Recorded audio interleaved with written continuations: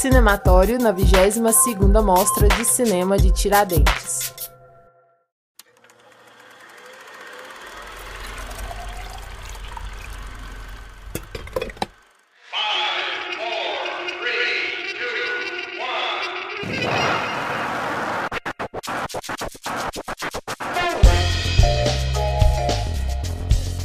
Olá pessoal, eu sou Renato Silveira.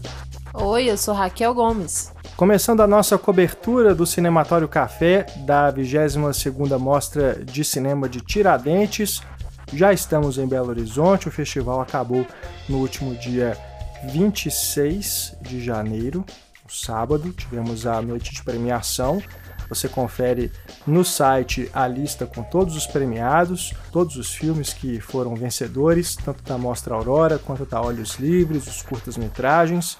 E aqui nesta edição do nosso podcast, nós faremos um balanço da Mostra Aurora, que é a principal sessão competitiva da Mostra de Tiradentes. E para isso a gente tem duas convidadas muito especiais, né, Raquel? Exatamente, duas convidadas maravilhosas, profissionais, a quem eu recomendo que vocês acompanhem sempre. São jornalistas e críticas de cinema, Flávia Guerra e Cecília Barroso. Além de tudo, são grandes amigas, né? Exatamente, duas profissionais que eu admiro muito e duas companheiras de Mostra de Tiradentes, né? Sempre que a gente vai lá, a gente conta com elas, também com os demais amigos da crítica, né? Francisco Carbone, Adriano Garret, Daniel Oliveira, Marcelo Miranda. Então a gente pôde estar, né, durante esses quase 10 dias aí de Mostra de Cinema de Tiradentes, trocando ideias com todo mundo, né, que estava lá nas sessões. E aqui no podcast a gente faz esse recorte na Mostra Aurora, que é justamente a principal atração, né, do festival. Este ano tivemos a temática Corpus Adiante, que tratou aí das questões das políticas de representação dos corpos nas telas, né? Tanto na questão do que é mostrado como quem mostra, né? Quem está por trás das câmeras, os diretores e diretoras que fizeram os filmes selecionados. Então a gente vai comentar também um pouquinho sobre como essa temática esteve presente nos filmes da Aurora, e fica o nosso convite para você acessar o nosso site também, acompanhar as críticas e outros materiais que produzimos durante a nossa cobertura. Isso aí, foi uma mostra bastante interessante, né? Uma mostra Aurora, principalmente, em que os filmes estavam todos apontando assim, para representações muito interessantes em questão de corpos, de políticas.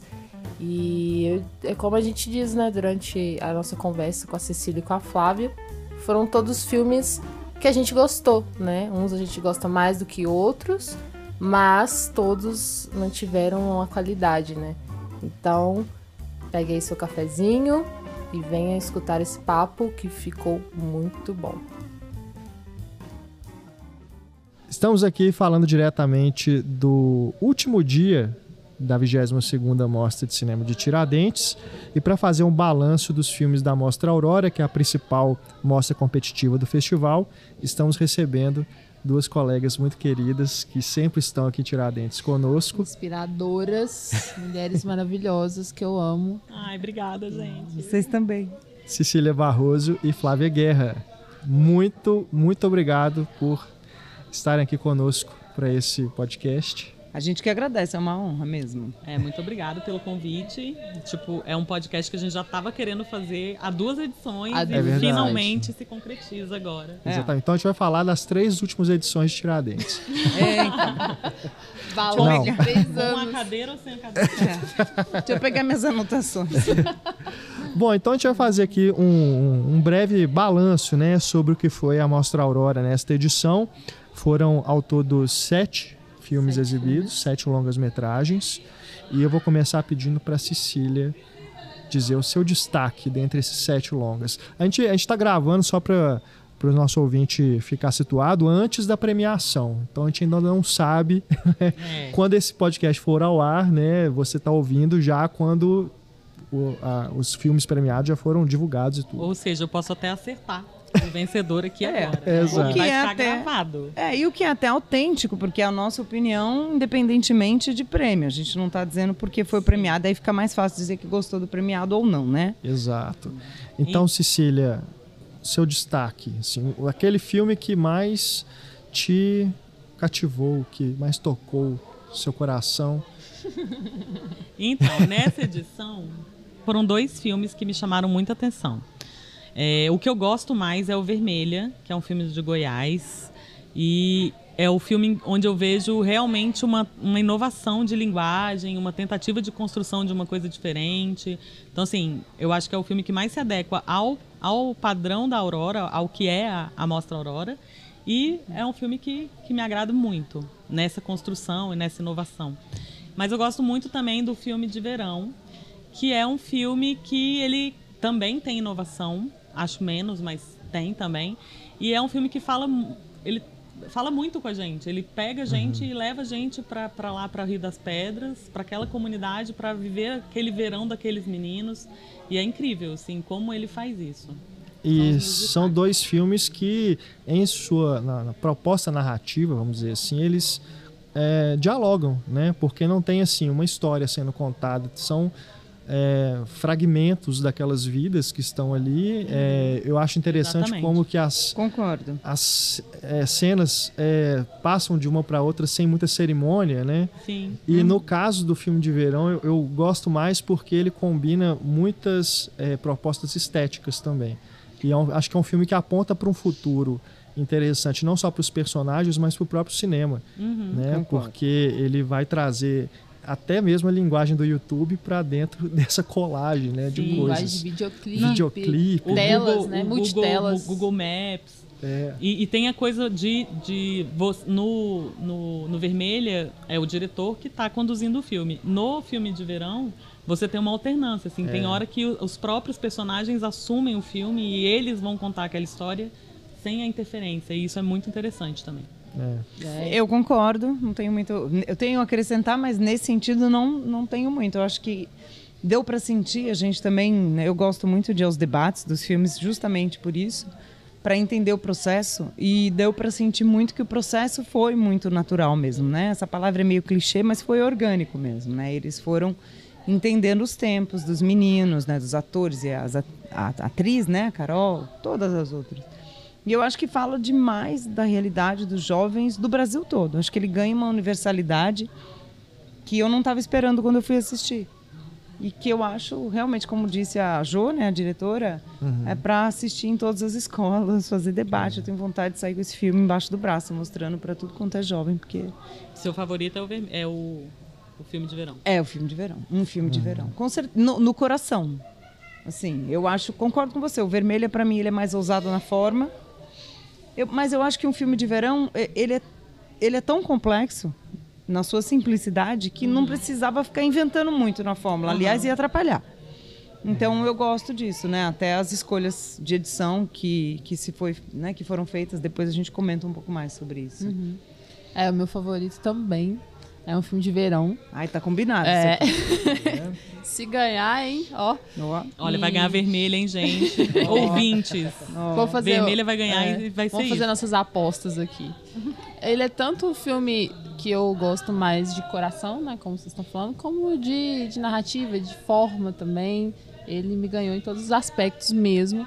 E até por ser essa criação coletiva que respeita muito aqueles indivíduos, assim. Você sente muito o que cada um tem a dizer de uma forma muito sincera. Sim. Isso é muito difícil de fazer com mais de um personagem, né? Eu não sinto que um tenha mais importância que o outro. Você pode se cativar por uma identificação, assim, ou achar que algum tenha, né, alguns detalhes mais interessantes, mas assim, o respeito que você tem com cada um é muito incrível, assim. E a montagem maravilhosa da Cristina Amaral, né? E faz todo sentido, né?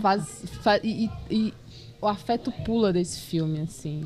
Aí é que eu digo que é um filme que eu, assim, acho que a gente não precisa saber o processo de um filme para que ele seja, entre aspas, né, bom ou ruim, que eu goste ou não goste. Mas nesse filme, sabendo mais sobre o processo, a gente vê realmente Ele só ia ser assim porque o processo foi assim, né? Porque a Jo, né, diretora, tinha uma relação com os meninos de professora, mas não aquela relação.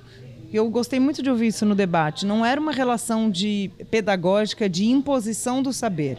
Eu imponho, você absorve. Não, era de pedagógica de horizontal. Todo mundo aprendendo com todo mundo. Você vê isso na tela. E eu, né, sem exagerar, eu aprendo vendo o filme.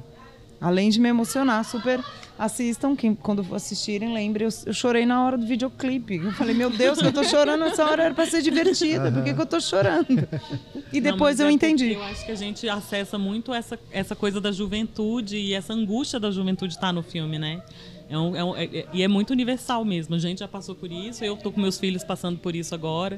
Então, assim, isso é uma coisa que tá em todo lugar e todo jovem brasileiro passa por isso, né? E no caso desse filme tem uma camada a mais, que é essa questão do jovem da periferia, né? Que é um tema, assim, que eu conheço, entre aspas, eu conheço bem de próximo, de dentro, e eu acho que ela retratou isso de um jeito com muita poesia, muito respeito, né?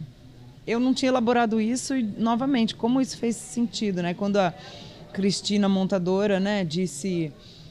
Cristina Amaral, que é maravilhosa, montadora, que esse filme fala muito do direito dos jovens ali de sonharem. Que é uma questão que me passa tanto, me passou na adolescência, me passa ainda hoje, que são... Os jovens, né, já querem sonhar. Quando você tem uma condição social legal, já é difícil a vida. Quando eles estão lá aprisionados, né, naquele cerco invisível, geográfico, social, né, racial, e aí eles não sonham, né? O horizonte é muito curto. Menos, né? Não tem essa permissão de sonhar. É, né? Por isso que o clipe me emocionou, porque quando ela vai para o Onírico, ela sonha, meu Deus, é tudo que essa menina quer, é conhecer aqui, né, o Japão, que ela sonha, os seus ídolos, fabular. E aí, quando aquilo é dado para ela no filme, aquilo me emociona, porque não precisa de muito. E né? até uma coisa que a gente tem comentado bastante aqui é que a gente sabe a realidade de Rio das Pedras, é uma realidade ultra violenta, e eles optam por não trazer isso, justamente para alcançar essa possibilidade de sonhar, né? Então, a violência fica de fora disso, né? Não é uma coisa que, assim, ela existe, a gente sabe que ela existe, ela é citada no filme, mas ela não é explícita. Eu acho isso sensacional. Ela é uma sombra, né? Que está sempre ali. A gente sabe, eles sabem, né? Até porque a mídia já expõe isso demais, né? Todo dia a gente sabe disso mesmo sem estar lá, né? Acho que não precisaria estar no filme também. Esse extracampo já diz muito, né? Não precisa como eu brinco, né? Ali. E como eu brinco, a arquitetura da violência tá ali, né? Que não é porque tá no filme porque tá ali e tá em todas as periferias do Brasil, né? E é um assunto que eu gosto, aliás, de estudar e de falar bastante com amigos arquitetos, que é isso, como é que a gente alcança no Brasil uma certa paz, é uma palavra meio banal, mas, né, um bem-estar para a população que vive em comunidades ainda, sem transformar comunidades, né? Sem deixá-la mais humana, com árvores, praças, lugares de convívio. Você vê as crianças, né? Os adolescentes, eles não têm lugares de convívio cultural ali, como deveriam ter. Até tem, mas deveriam ter muito mais, né? E quando eles são privados da escola, entre aspas, que está nas férias, acabou, né? Assim, tem a praça lá do rap e tal. Isso é uma realidade tão comum, né? E eu acho que ela retratou de um jeito muito interessante. Mas é isso, e ela pega e mostra a humanidade mesmo ali, de trazer esses meninos e falar, olha, tem muito mais aqui do que aquilo que você vê no jornal, do que aquilo que a gente sabe que acontece. Esses meninos, a vida deles é marcada por isso, mas tem todo um outro lado para o qual não se olha, né? Não. Subjetividades, né? E sonhos. Eu também achei lindo quando a Cristina falou disso, assim, dessa possibilidade de deixar que o sonho aconteça ali, né, no filme, assim, isso é muito emocionante. Olha, eu vou contar que a Flávia chorou no filme, no clipe, e eu chorei o debate inteiro. Também chorei. Tá vendo? E eu gosto demais assim, quando o filme pega a gente no contrapé. Tô lá, passa um clipe, chorando, eu não queria. De repente, num clipe de DJ Pop. Pom. Amei. Já vou pôr no meu Spotify, gente. Curta aí no link, acompanhe no link. Agora, o Vermelha, né, que vocês citaram também, eu diria que é o mais inusitado, né, do que a gente viu aqui, porque o cinema goiano me parece, inclusive, que tá para se tornar, né, Tá chegando. o destaque, assim, né, da cena dos festivais. O né? que o cinema pernambucano foi, né, na década passada. O Mineiro assim, agora, né, trazendo o cinema do André Novaes, né, que inclusive parece que influencia muito o cinema do... Concordo, hein? Do Getúlio, né, que é o diretor do Vermelha, porque ele trabalha com a própria família, né, vai fazer o filme dentro da casa dele, né, no quintal de casa. Eu nem sei se o cinema do André Novaes influencia. Ele é meio, assim, pelo menos o que eu vi ele falando, talvez ele é meio... falar assim, o cinema, não mas pelo menos... mas essa coisa dessa liberdade de trabalhar com o que você tem em casa, assim. Mas eu vejo, assim, pelo menos acompanhando em curtas metragens, e nos longas também, com Dias Vazios no ano passado, que passou aqui, já que a gente vai falar de edições passadas, vamos começar. Vamos lá. O Dias Vazios, você vê que de 2 anos pra cá, o salto que o cinema goiano deu é uma coisa muito impressionante mesmo, assim, e uma variedade de temas. Tem o Terra e Luz também, né? Tem o Terra e Luz, de terror, mas ele faz mais tempo, uns 4 anos, né? E o cinema goiano, tipo, Cris Bronze foi um curta que entrou em várias listas de melhores curtas do ano, assim. E é uma coisa super simples. Então, assim, foi aquela coisa de vamos incentivar, e a resposta veio muito rápida do Goiás. E eu, como uma pessoa do Centro-Oeste, de Brasília, eu fico muito orgulhosa, fico muito feliz de ver como eles estão conseguindo chegar tão longe, assim. O Vermelho me surpreendeu muito, muito, assim. Eu não estava esperando absolutamente nada daquilo. Mas não é uma delícia quando isso acontece? É maravilhoso. Eu sou mesmo, eu vou para gostar. E eu sempre quero que o filme que eu goste. E eu acho que o Vermelha é aquele tipo de viagem que você fala... Não sei muito sobre o percurso, não tracei a rota. Vou parando, parece um road movie, assim, para mim, a viagem pelo Vermelha. E ele vai surpreendendo a gente, ele é leve, mas ele não é ao acaso. Como disse a mãe, né, que atua e estava no debate, eu amei, que ela falou, meu filho é super meticuloso, é CDF mesmo, pensa em tudo. O Getúlio é super sofisticado. Sim. A gente acha que, não foi. E é difícil alcançar essa aparente simplicidade, esse acaso aparente que não tem nada de acaso. Eu acho ultra sofisticado esse filme. Eu não acho um filme simples, não. Nem simplista. Não é simples, não. E corajoso. Porque tem umas... Mas aí até eu lembro um pouco do André também, que é a coisa de você usar aquilo que é o cotidiano, e transformar numa outra coisa completamente diferente, muito surpreendente mesmo, assim. Um universo inusitado a partir do que o que seria banal, né? Sim. E personagens que também seriam, de certa forma, banais e que, de repente, tem toda uma característica até meio absurda, assim. Sim. O humor é muito do absurdo. É muito do absurdo. Né? Então eu acho incrível isso também. Pra você ir daquela cena em que o rapaz vai lá cobrar a dívida do gaúcho, né? Que seria talvez o personagem principal do filme. E depois você chegar na cena que o fantasma aparece pra ele, você ligar né, as duas cenas assim, você tem que entrar nessa proposta do absurdo. Pra você chegar nisso como direção, né, sem deixar aquilo tosco, né, eu acho que realmente precisa da sofisticação. E sem ter medo de errar ou ser julgado, né? Porque a gente tem medo de falar, não, o pessoal vai me matar, vai achar isso ridículo, quem sou eu? Né? E eu acho isso super corajoso. Ele ousou seguro, né? Ele tinha uma segurança daquilo que ele estava fazendo. E o tempo que ele gasta, por exemplo, na cena em que os rapazes estão lá tirando o tronco, né, aquele toco de árvore do chão, tirando a raiz e o amigo tudo. que ia para Rio Verde, né? E aquilo depois... tempo que você fica assim, pensando sobre aquilo e no final... É uma quebra de expectativa. Tem uma frase nessa cena, na hora que ele tá enterrando o tronco, que aí ele vira e fala assim, mas pai, o que é isso? Aí ele fala assim, coisa da sua mãe. Então, tipo, pronto, acabou, não tem mais aí. E olha, eu vou te falar, por ser de universo familiar, isso faz muito sentido. Mesmo sem fazer ali, assim, né? Você não entender, mas não poxa, discute. esse tronco... não se discute. Coisa da sua mãe. Isso, pronto. A matriarca falou, pronto. Vai desenterrar um tronco. Eu achei que ia virar uma mesa, sei lá. Eu também. Fazer uma coisa. Tava esperando o processo ali do tronco, eles enterram, fiquei frustrada. Mas depois é muito interessante, porque no final também, para mim, na minha leitura, é um ciclo do cotidiano que tem todos os seus absurdos que a gente tem como normais, e ele se repete, né? Porque no fim a cena é de novo. Será que ele já chegou em Rio Verde? O tronco tá ali, eles estão na mesma cena. que é meio a vida, né? É o cotidiano, né? E esses déjà vus que a gente tem. E às vezes o teatro do absurdo, né? Que você fala, ai, peraí, tô no mundo invertido. E ao mesmo tempo isso é normal, né? Quantas vicissitudes, né? Do cotidiano, bobas ou não.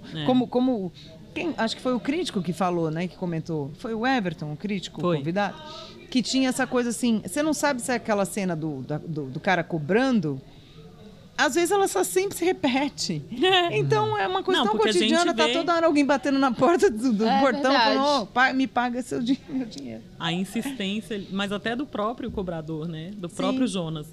E a resiliência, e foi engraçado, né, que eu fui almoçar no Padre Toledo e o Beto estava sentado na mesa. O Beto é esse personagem que, pra mim, é o personagem que liga tudo na história. Assim. Ele tá sempre chegando e mudando o rumo de um trecho. É o agente provocador, né?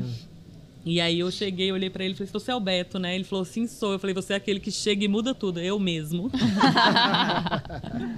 E é muito interessante, né? E é um filme que eu acho que a gente vê pouco no Brasil, que é o bromance, né? É o bromance. É o filme de bromance, cara. A amizade ali entre os dois caras, que é muito bonito. Maravilhoso. E né? que, é muito legal. São mais velhos, né? Sim. Que tem todo esse corpo que também não é muito... A gente não vê muito no cinema, né? Nada. Esse corpo mais idoso. Então, assim, e de amigos. É uma amizade muito sincera. Muito sincera, que inclusive dá briga. E a briga também é uma cena ótima. E é tudo muito do cotidiano também. A briga, as pazes, que a briga se arrepende de ter falado, vou falar uma coisa boa dele, vai lá atrás e aí, tá tudo bem. A birrinha, né, de falar assim, não, fingir que não tá nada bem não e tal, fica sério ali. Essa parte é ótima, quando ele vai lá, fala, e aí? E o cara continua. Na paz de Deus. Na paz de Deus. Então, E é um filme... Mas aí quem que chega lá na hora de Jonas com a escada? Pra salvar... É o amigão. Essa cena é maravilhosa, gente. Essa cena, ela vai ficar pro cinema. Assim, Antológica. Concordo. Eu chorei de rir. Esse é outro que eu chorei, mas foi de rir. E é uma coisa assim, é uma comédia, entre aspas, involuntária, porque ele não tá forçando a comédia. Mas é isso, a comédia da vida. E às vezes a vida é uma comédia do absurdo, né? E ele filma isso com uma leveza ao mesmo tempo que tem que ter o olhar. Eu gosto demais da montagem do filme também, porque, né, vocês já comentaram isso, né? Que a montagem, ela desvia, né? Você acha que ela está seguindo tal rota, e aí você pega uma vicinal, você fala, opa, gostei daqui, parei. Você volta para a estrada, pega outra. Você não sabe para onde ela vai dar. E te dá surpresas muito legais, te tira do lugar de conforto do previsível, né? E a cena da dança, eu gosto muito de cenas de dança em filme. Porque elas são sempre ridículas e o ridículo chega no poético, né? E essa chegou lá da cozinha, o pai dançando com a filha, que bonito, e a cachorrinha na janela. Parece uma bobagem, a vermelha, né? A vermelha, né? A cachorra. Você fala, ai, que coisa boba essa cachorra. Não, ela tá ali na família também, ela tá excluída. E a relação do homem com o animal é uma coisa muito forte, né? E a gente acha que não. Né, que a gente, né, no cinema às vezes o animal fica meio delegado, ele só ganha um protagonismo quando é um filme de animal, a história do cara. E lá não, tá tudo ali muito, eu adoro esse cotidiano que ele mostra, assim. Eu pensei muito nisso porque eu estava conversando com o Elvésio Marim Júnior, que é mineiro e tá com o filme em Berlim, e o filme dele fala muito disso, chama Querência, e conta a história de vaqueiros no norte de Minas, né, que é sertão já. E ele fala para ele uma coisa muito séria desse projeto, de filme, desse processo, que ele ficou morando lá há 2 anos, é a relação do homem com o animal. Para tudo, o animal se ama, se cuida, se brinca com ele, se come, entendeu? É uma coisa simbiótica, assim. Eu adorei isso que ele falou e me veio a vermelha ali. Não se come a vermelha, por favor. É cachorro, não, vermelha não. Mas ela é uma amiga. Quando ele pega... É uma coisa tão linda, gente. É banal, mas é verdade. Que ser humano lindo. No espelho. Que ser humano lindo. É um filme sobre afeto. Eu acho que filme sobre afeto, talvez a gente tenha se comovido tanto com esses dois que a gente está precisando. Depois da comoção com o menino que salvou o cachorro, né? Então, assim... que passa uma reportagem na televisão.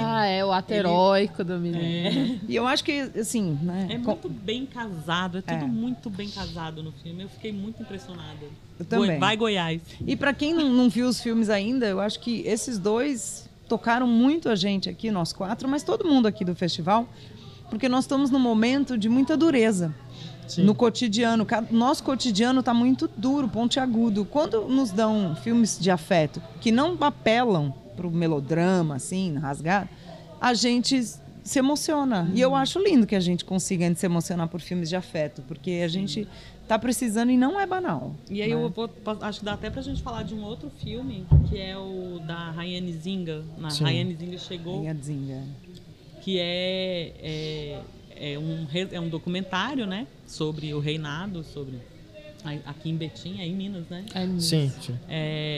Toda essa influência e essa coisa do resgatar de origens, e é um filme também que eu acho que tem muito afeto e a gente se envolve muito com a história dela e do irmão dela na viagem deles de busca, mesmo naquela coisa do reinado, então assim, eu acho que são 3 filmes que afagam o coração da gente nesse tempo de trevas, né? E especialmente falando de ancestralidade nesse aí, né? Que tá tão importante assim, essa busca pela identidade, a identidade negra, que é tão invisibilizada, tão marcada assim por uma negatividade, né, um apagamento. E esse filme é isso, assim, é trazer essa ancestralidade e entender que a identidade negra não é só escravidão. Sim. Pelo contrário. Então, assim, existe toda uma história exatamente disso, de reis, rainhas, né? De uma cultura. De uma tradição. De uma tradição. E que ela deve ser exaltada, né? E respeitada. Respeitada. E não simplesmente apropriada ou apagada, desrespeitada, como fazem. Ou instrumentalizada para quando é convencional, como o carnaval, né? Porque aí a gente quer. Agora a gente não quer. Eu acho que a cultura negra, né? No Brasil, observando, eu, não negra, ela é muito instrumentalizada quando me é conveniente, né? E quando ela quer o protagonismo cultural que ela merece, ela não ganha. Né? Então eu acho que esse filme traz essa nobreza que tem. Sim. É muito isso eu acho, sabe, me emociona mesmo, assim. Eu fiquei emocionada com o filme também. E o fato de a própria princesa, que é a própria rainha, né? Depois que a mãe morre, ela assume. A própria rainha contar a história dela, sabe? Assim, não é só... Tem, lógico, a interferência da Júnia. Da Júnia, né? Mas a Isabel conduz também aquilo, entendeu? Então eu acho isso muito legal, assim, muito... E eu lembrei de outra coisa agora, que não tem a ver, mas não tem a ver, que é daquele outro filme das meninas... Tremorier, que tem a Rainha Nzinga também, né? Exatamente. Ela também tá no filme, assim, porque são várias representações, são nomes, né? Eles usam, todas as meninas têm nomes de grandes figuras femininas, né? Mulheres guerreiras, Maria, né? Janaína, né? Pelo lado mais mitológico. Não quero mais usar essa palavra mitológico, vocês sabem por quê, né? Mas esse lado mais mítico... Bem observado. Também não dá, né? Bom, não sei que palavra Vamos usar, nos mas é isso. reapropriar da palavra, porque Então, ele não é mitológico, dono da palavra. Exatamente. Boa, gostei, Fábio. E humanas, tem a Rainha Nzinga, tem a outra Artemisia. Então, assim, são várias referências de mulheres muito fortes que mudaram. Então, assim, essas duas referências da Nzinga eu acho bem, bem interessantes na mesma mostra. Assim. E foi um filme depois do outro, né? É verdade, O Rainha Nzinga, eu gostei até pelo fato dele não se propor a ser didático, né? Não tem um letreiro, não tem uma narração para explicar para a plateia o que é aquilo, né? É um filme de viagem e ele quer te levar junto, né, com a personagem principal nessa viagem, para você entender o quanto que aquilo é importante para elas, né? Para todo mundo que está envolvido ali. Então, a princípio eu estava achando até estranho esse filme estar na Aurora, porque ele me pareceu mais um filme da Mostra Praça, né? De ter esse caráter mais etnográfico, de apresentar uma coisa assim, mas depois pensando assim, você vê que é um representante de um outro tipo, né? De narrativa, de formato ali dentro do documental, e que eu acho que cresceu muito assim, durante a mostra, né? Porque o debate dele também foi muito marcante. Sim. Né? Fizeram praticamente uma celebração ali também, né? Foi lindo. Muito legal. E eu acho que esse filme cresceu durante a projeção, pra mim, esse filme cresceu. Sim, sim. Porque ele começa, né, quase um found footage, né? Um filme de arquivo, assim, né, tem as imagens antigas, né? Depois eu entendi que são imagens de 16 anos ao longo de 16 anos. Então é uma televisão, também. Aquele começo, granulado, vídeo, né? Sim. E depois vai ganhando significados e chega nessa liberdade aí da viagem final. Que eu gosto muito, eu gosto das propostas. Nossa, ele termina maravilhoso. Aquele final é de uma potência, né? É simples também, né? O formato é muito simples, mas está tudo muito pensado ali. Eu acho que tem, falando assim de documentário, quem faz também, eu observo que sim, tem temas que são propostos ali durante aquela viagem, e aí vamos falar disso e vamos gravar, tá no percurso que a rainha fazia, então o assunto é esse. Mas isso é natural, faz parte da viagem, não é que aquilo foi dirigido, entre aspas, artificializado. Não, faz parte, né? Um assunto proposto, tá. Uma das cenas que eu mais gosto é aquela do Rosário de Contas, quando eles acham a planta, né? Porque aquela é o acaso acontecendo ali, que é muito lindo. O cinema direto aconteceu. Não é que, combinou, você passou, meu Deus, achei. E é tão espontâneo aquilo. E significou tanto, pegou tanta gente pelo, né? Que é muito lindo quando o acaso acontece diante da câmera, né? Tem tanto significado, né? Tanto porque o filme está falando, quanto para aquilo ali que ele está mostrando. Tá do seu lado a história. Às vezes você não está enxergando. Isso aí. E ele fala assim, tudo que tem aqui na África, né, tem lá. Aí ele fala, não, tudo que tem lá tem aqui. É muito interessante. Essa relação é muito legal. E assim, uma realidade de documentários de qualquer tradição ou religião de matriz africana é que existe meio que uma receita. Assim, eu vi vários ano passado e todos seguindo o mesmo trajeto. E esse ele vai para um lado totalmente diferente. Tipo, vou mostrar de um outro jeito, vou juntar as coisas aqui de uma outra maneira e tudo muito natural e muito como chama isso? Orgânico. E ele é direto, né? A gente, outro dia, por acaso, eu e Cecília, a gente estava discutindo essa questão do cinema direto, porque o Brasil não tem muita tradição atual, nem nunca teve, de fazer um cinema documental direto, né? O tradicional direto, em que você não interfere, né? A mosquinha na parede, que você fica só observando. Eu brinco assim, porque acho que é uma ansiedade da gente. A gente quer falar, quer entrevistar, quer discutir, problematizar. Quer explicar também. Quer explicar. Tem essa necessidade de explicar. É uma coisa não só do Brasil, atual, acho que mundial.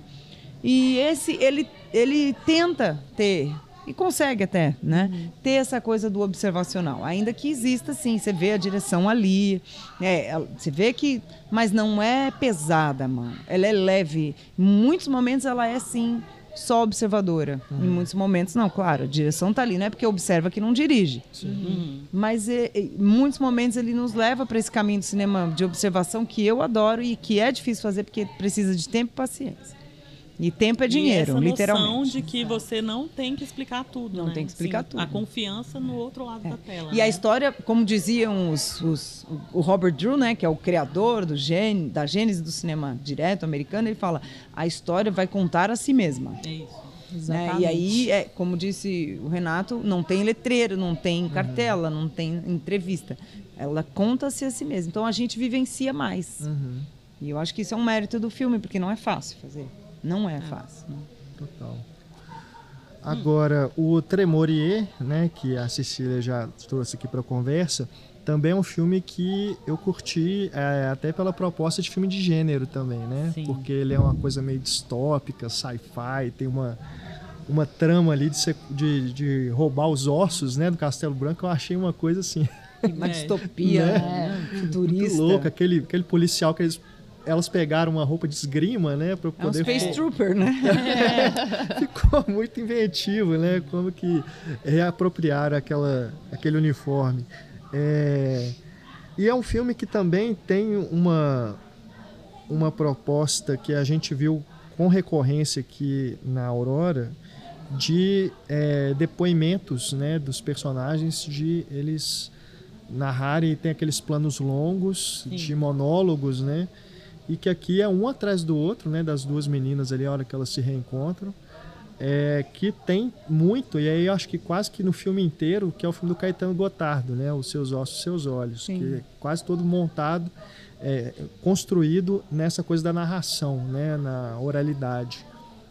Mas não só isso, na questão da performance eu acho que também. o Caetano é mais performático, né? O filme dele é mais performático, assim. Mas eu vejo isso também. E dessa coisa, até dessa liberdade que a gente estava falando aqui pro documentário, mas que para mim serve muito bem na ficção, que é o de o espectador, o público, ele tem a capacidade de criar cada um a sua história. Então, assim, cada vez que o Caetano conta uma história daquela, ou as meninas do Tremoyer, a criação é do espectador, entendeu? Tipo assim, é um filme compartilhado. Isso eu acho super interessante. E eu brinquei, até surgirem os filmes na metade da semana, até ver o Tremorier, que a gente estava num momento de cinema contado, né? Que era muita contação, o que é muito interessante, porque tem o verbo e a fabulação. Eu adoro filme falado, gente. E é a super subjetividade, né? Super. Eu acho que o Tremorier é um filme interessante. Pela temática, pelas mulheres, por elas. As agentes ali, elas são extremamente... às vezes o personagem, ele me pega mais do que a obra em si. Tremorier, eu acho que é um caso. Sem desmerecer o filme, porque eu acho que só a realização dele já é um acontecimento. Sim. Que bom que ele existe, né? Porque é uma guerra, é um filme de guerrilha.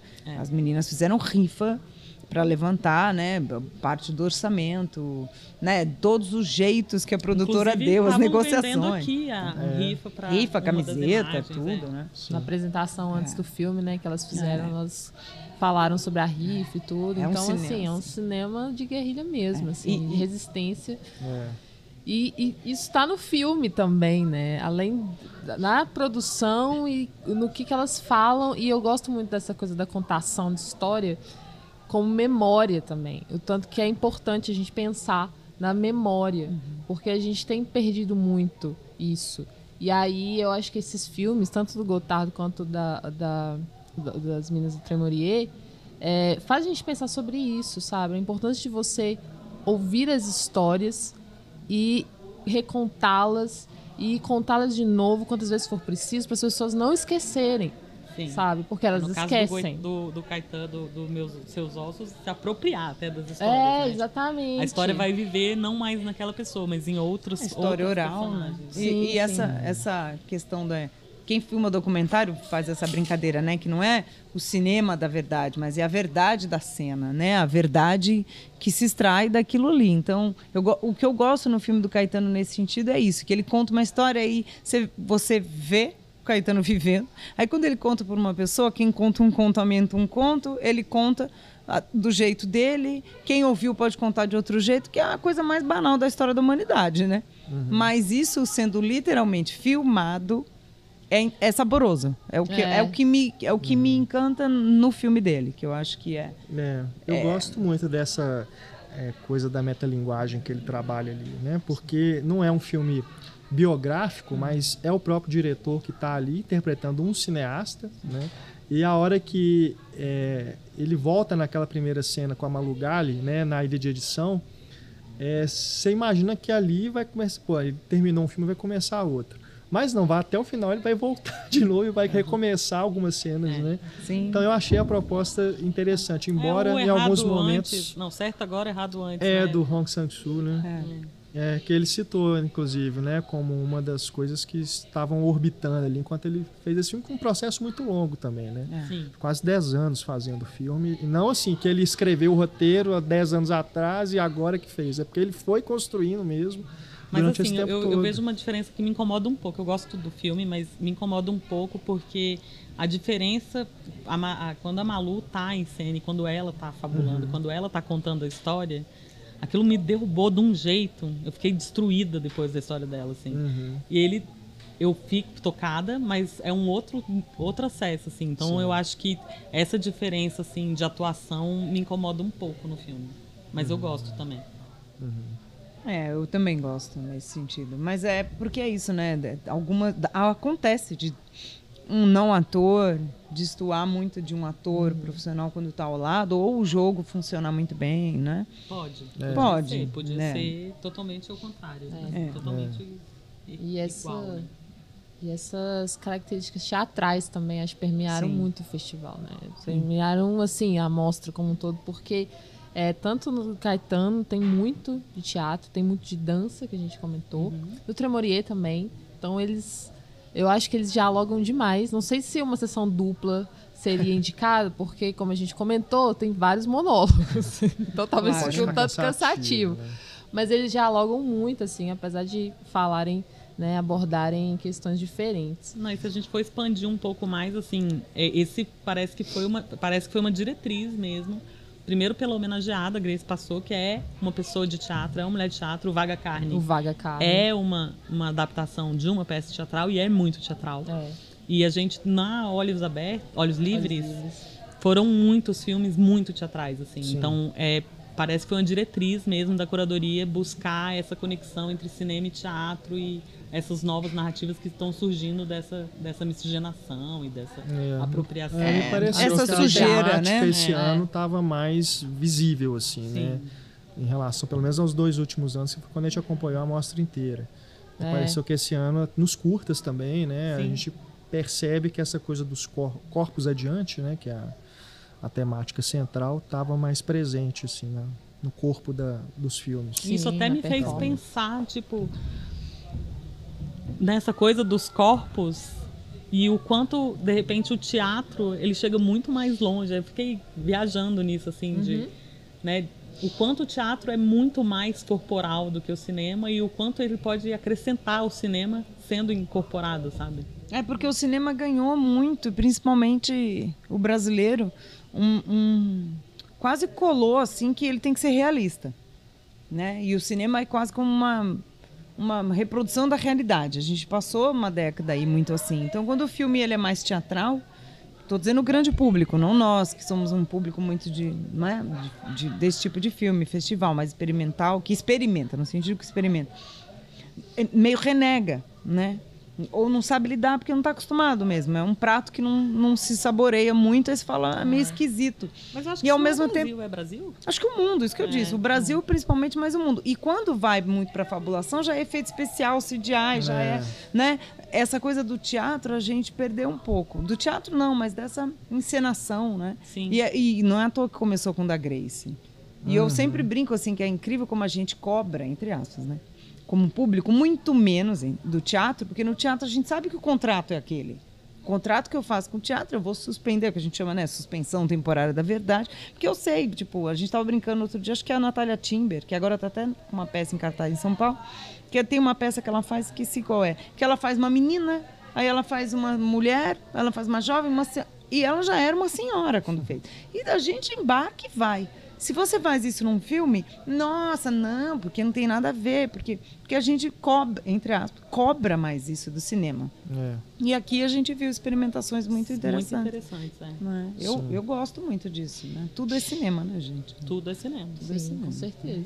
E a gente pode puxar já a Rosa Azul de Novalis, né? Que falando também, em corpos, autofabulação. Exatamente, porque um filme que vem também de uma expectativa, porque no ano passado, Lembro Mais dos Corvos, do Gustavo Vinagre, na minha opinião, foi um dos destaques da mostra. Muito grande, né? Sim. Tanto que a Júlia ganhou o prêmio, né? Sim.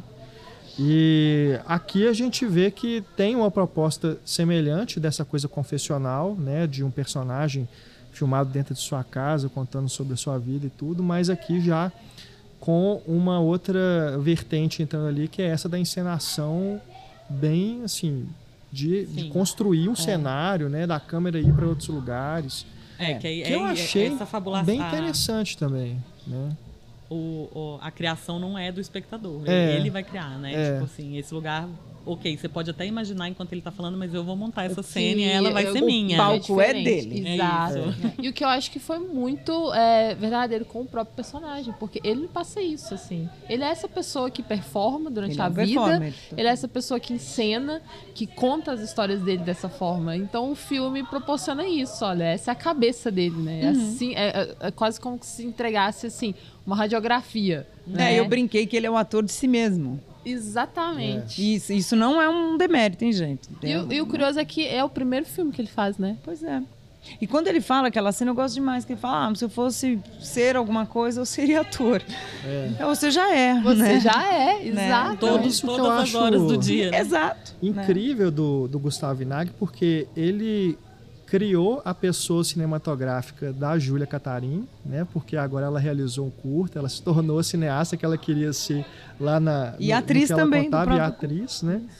E, poxa, tomara que agora o Marcelo também tenha essa oportunidade de crescer a partir desse filme, né? Como artista, né? É incrível, assim, me faz pensar, o Marcelo em si, pessoas que a gente conhece, de novo, esse cotidiano surreal, né? Que a gente fala lá do Vermelha, que são assim, que são autofabulantes, que contam histórias delas o tempo todo, contam muito bem, que aumenta o ponto, que mente, mas fica mais divertida a história. E é legal quando você consegue, como um diretor, pegar isso, achar esse personagem, se apropriar e criar uma obra.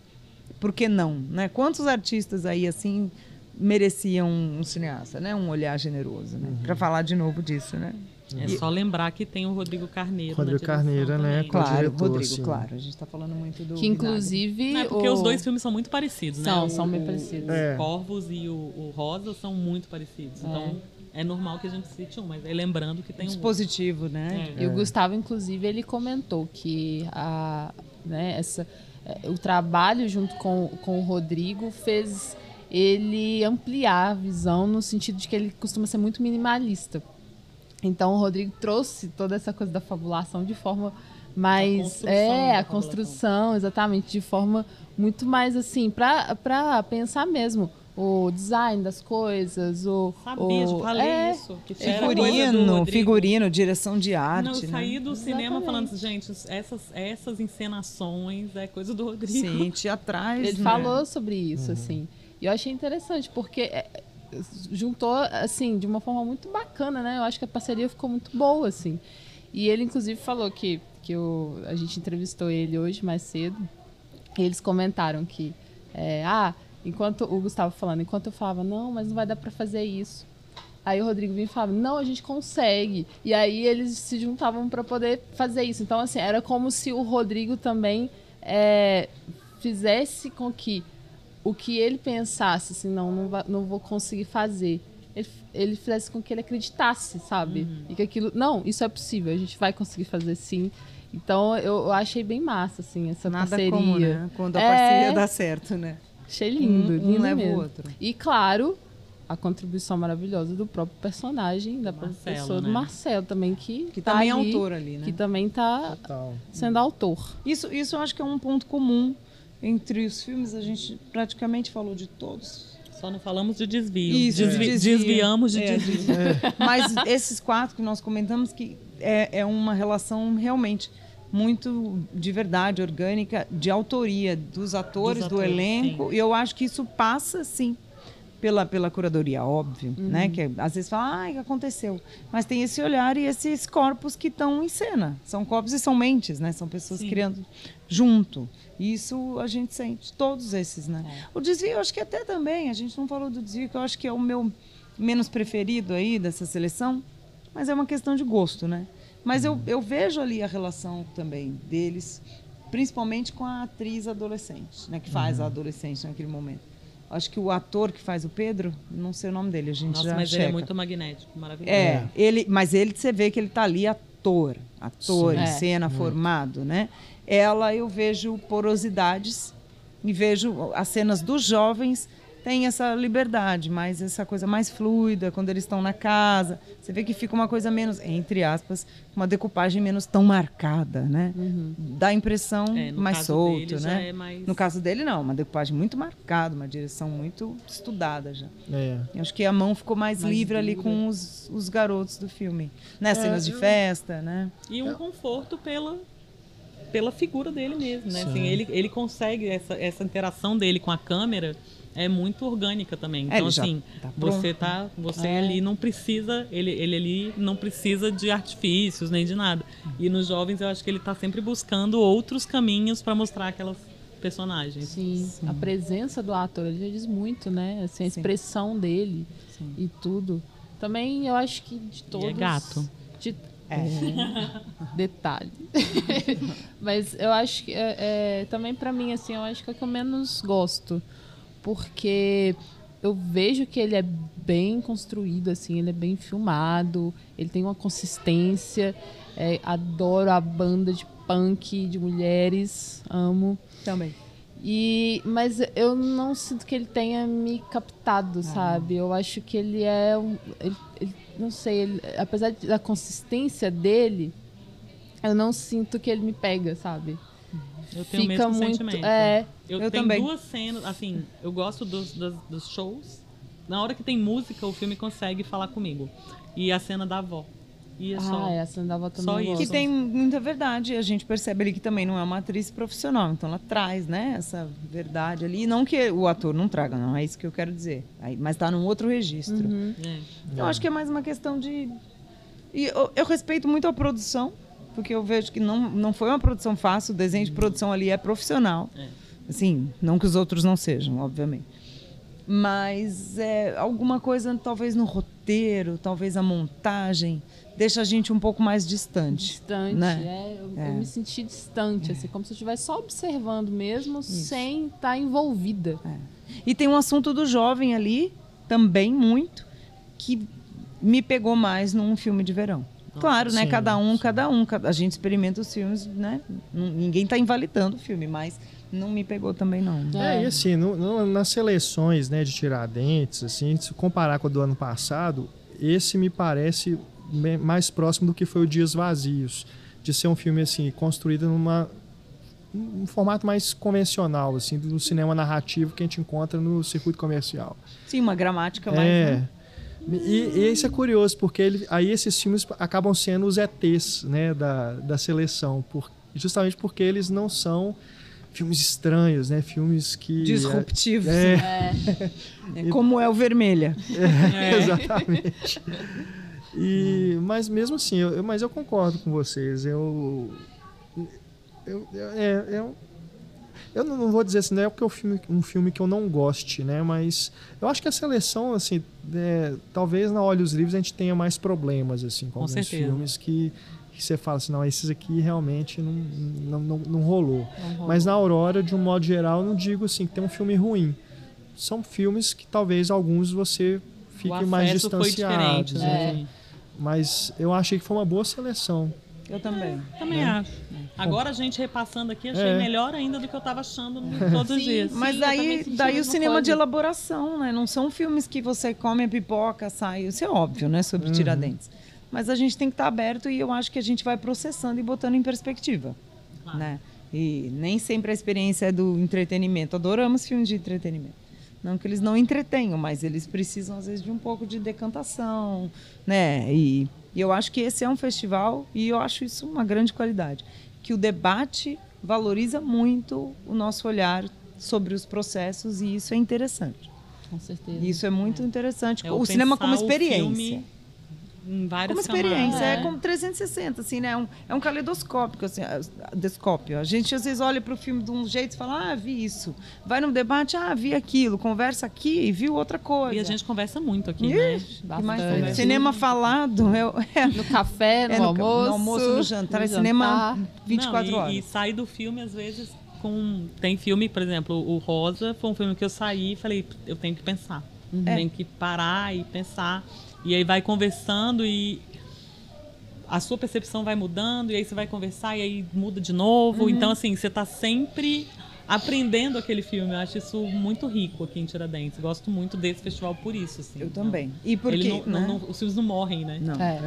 E também porque eles nos exigem, sim. Principalmente aí, uma coisa assim, paralela, mas essa é uma época que a gente está na maratona de Oscar, com filmes muito de Oscar, e a gente é jogado aqui, no melhor dos sentidos, num outro tempo do cinema. Outro registro. Outro registro, outro tempo. E eu ouço coisas que eu não tinha pensado, ouço coisas que eu às vezes nem queria ouvir, assim, não queria ouvir porque eu gostaria que elas não precisassem serem mais ditas, né, sobre violências, sobre essa questão de falta de respeito a culturas. E quando você fala, não, é isso mesmo, essa pessoa está me dizendo alguma coisa importante aqui nesse filme, que eu não abri meus olhos, que eu não vi, que eu não olhei. Isso é extremamente importante no cinema. Assim como é importante também o dia lá do filme Pipoca. Né? Sim, no Rosa, por exemplo, questão da HIV... sabe? Retornar a isso, pensar sobre isso, é preciso, né? Nossa, e assim, eu sou dos anos 80, assim, minha infância foi nos anos 80. Também. E realmente, assim, aquela capa é uma capa choque pra vida, assim, é horrível. sabe?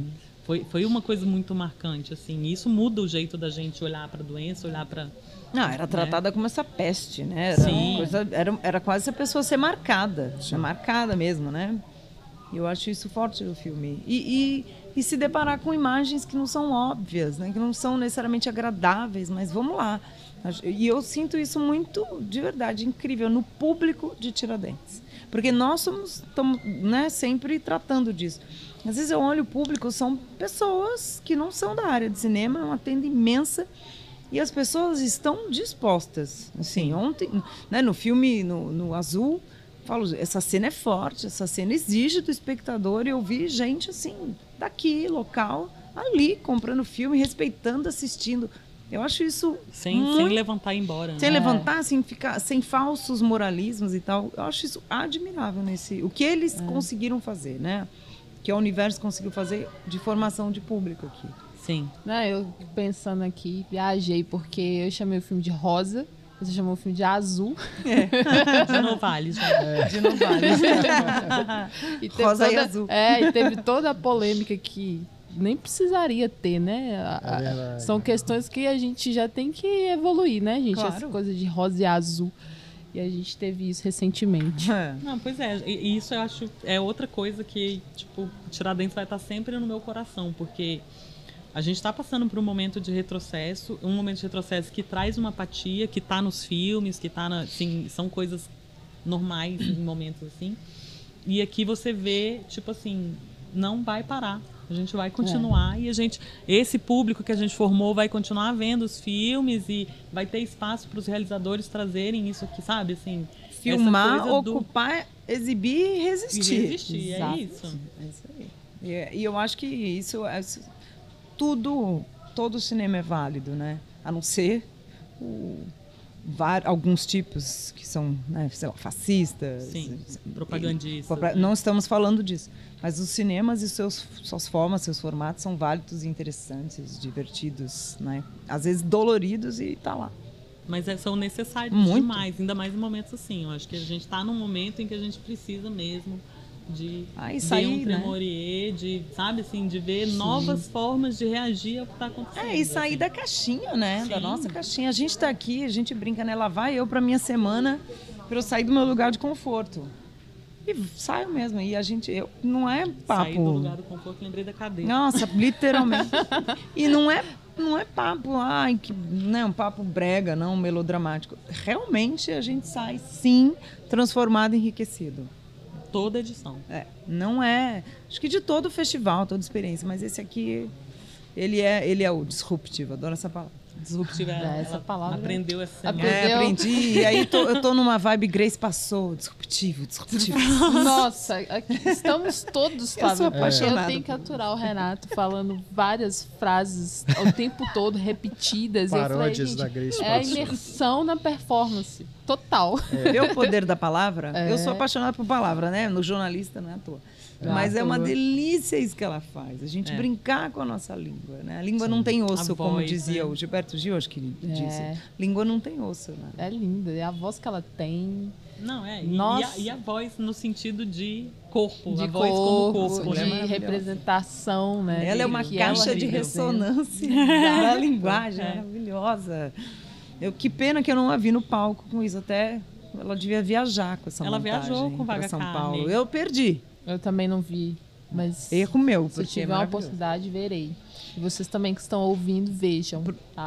Porque a gente gosta de cinema, mas também ama o teatro. Uma coisa não exclui a outra. Não, e nessa edição a gente viu que elas podem andar super junto, né? É, exatamente. Devem. Muito enriquecedor. Fazer a performance agora para finalizar. Vai ter uma performance. Vamos sentar direito para acompanhar. Cinema. Filme. Cinema. Palavra. Vamos fazer o jogo do curta do Caetano? Cinema. Tela. Né? Tela. É no Caetano? É no Caetano. É no Caetano. Sim. Você falou no Caetano, achei que era do Caetano. Vai, cinema, tela. Imagem. Corpos. Amor. Os corpos, eu amo. Beijo. Língua. Suor. Opa, o negócio tá esquentando. Oh, suor. Verão. Ai, calor. Óculos escuros. Festa. Oi? Festival. Acabou, festival. Aê! Foi ótimo, amei, tá vendo? Então, agradeço demais vocês duas.